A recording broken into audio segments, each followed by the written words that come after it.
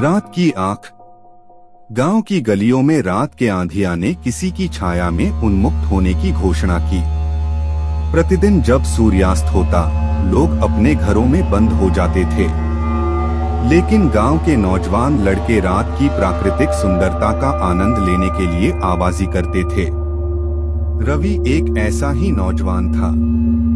वह हमेशा रात की आंधियों में जाकर चुपके से बैठकर सितारों की आभा का आनंद लेता था। एक रात जब वह अपनी सामान्य जगह पर बैठा था, तभी उसने एक अजीब सी आवाज सुनी। रवि, रवि। वह आवाज अधिक आवश्यक लग रही थी। रवि ने देखा कि आवाज उसके पुराने बंद घर की ओर से आ रही है। उसने जोरदार हौसले से आगे बढ़ा और घर के दरवाजे की ओर ध्यान दिया। घर का दरवाजा अचानक खुला और उसके सामने उसकी मृत माँ खड़ी थी। रवि ने अपनी आंखें चकरा दिया, क्योंकि उसकी माँ 3 महीने पहले ही मर चुकी थी। माँ ने रवि को एक पुराने बुजुर्ग आदमी के घर के दरवाजे पर खड़े होने का संकेत दिया। वह आदमी अपने पुराने और भूतिया मकान में जा रहा था और रवि को उसका साथ देने के लिए बुला रहा था। रवि अपनी माँ की ओर देखा और उसके चेहरे पर उसकी चिंता और डर देखा। उसने माँ के साथ वह आदमी के पीछे चलने का फैसला किया। वह दोनों उस भूतिया मकान पहुँचे और वहाँ उन्हें वही बुजुर्ग आदमी मिला।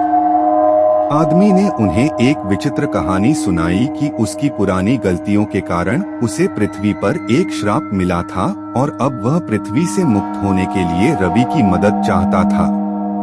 आदमी ने रवि को एक छोटे से ग्लास के डिब्बे में एक जरा सा पानी दिया और कहा कि जब यह पानी समाप्त हो जाए तो रवि को उसे उस डिब्बे में भरकर उसके पास ले जाना होगा। रवि और उसकी माँ वही कमरा देखने के लिए गए जहाँ वह डिब्बा रखा हुआ था। डिब्बे को देखते ही वह दोनों हैरान रह गए, क्योंकि डिब्बा अचानक से भारी हो रहा था।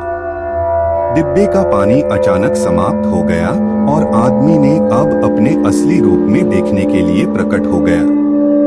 वह एक राक्षस था और उसने रवि को अपने शक्तियों के बल पर मोहित किया था। उसने रवि को अपने साथ ले जाने की कोशिश की, लेकिन रवि की माँ ने बहादुरी से उसे रोक दिया। वह उस डिब्बे को उठाकर उसके सिर पर मारा और उसे शपथ दिलवाई कि वह और रवि को किसी भी रूप में हानि नहीं पहुंचा सकता। डिब्बा तुरंत आदमी को पृथ्वी की जड़ों में ले गया और उसका आकार धीरे धीरे छोटा होता गया। रवि और उसकी माँ घर लौट आए और वह भूतिया मकान कभी नहीं गए। इस घटना के बाद से रवि ने रात के आंधियों में जाने की बजाय अपनी माँ के साथ रहना शुरू कर दिया और गांव के लोग अब तक उस भूतिया मकान को दूर से ही देखते थे।